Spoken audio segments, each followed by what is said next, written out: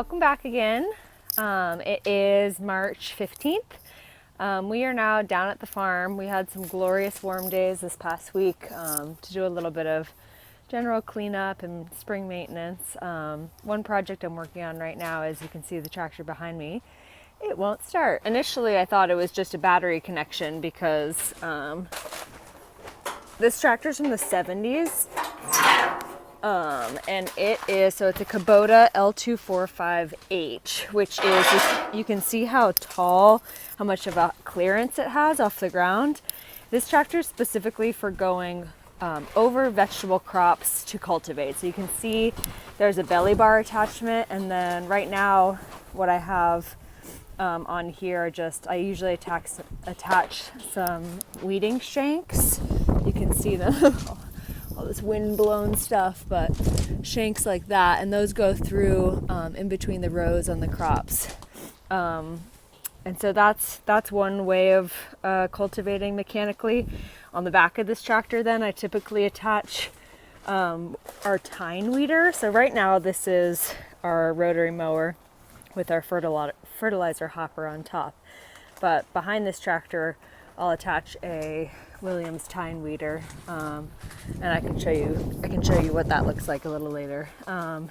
So I checked all the battery connections. I sanded them so they're all shiny and nice and tight. So it's all working well, and the battery has charge.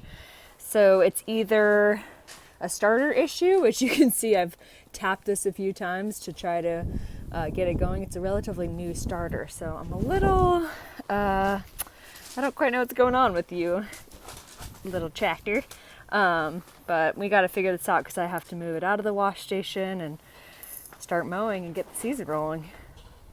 So this is the Williamstine Weeder. I love this machine for mechanically cultivating. You can see it has all these tines that are adjustable. I love to just put them all at the same level so they're slightly, you can see they're kind of angled, but still will scratch the surface of the ground. So the idea with this is to do what's called blind cultivation. So when you drive over the plants, all those tines are just scratching the ground in between the plants, and if they're rooted enough, like if you've transplanted them out a few days to root in the ground, it'll scratch all the weeds off the, those white thread root stages of the weeds, but leave the plants that you want to grow.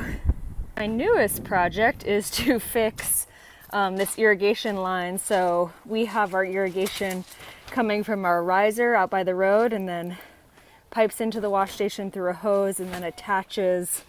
You can see this line that I had up on this wooden board. It was attached, and then we have our wash tubs sitting on these cinder blocks, and the nozzles just spray right into it to fill it up so we can wash our veggies and so we can spray our veggies.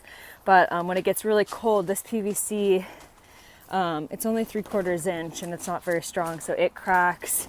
These emitters crack. I actually had this brass emitter crack. So for some reason, even though I try to drain the lines, every year I have to do this both in the fall and the spring. So I'm upping it to 1-inch PVC and hoping maybe that'll help a little bit, but that's what I'm trying to get done today so we can use the water in the wash station and start sanitizing all these crates.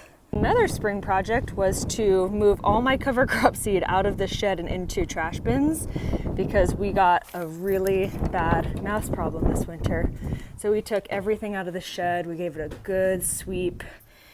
I think I'm gonna have to set traps in here just because we have fertilizer. They make nests in this gypsum I have over here, but this is the shed where we keep everything organized for the farm.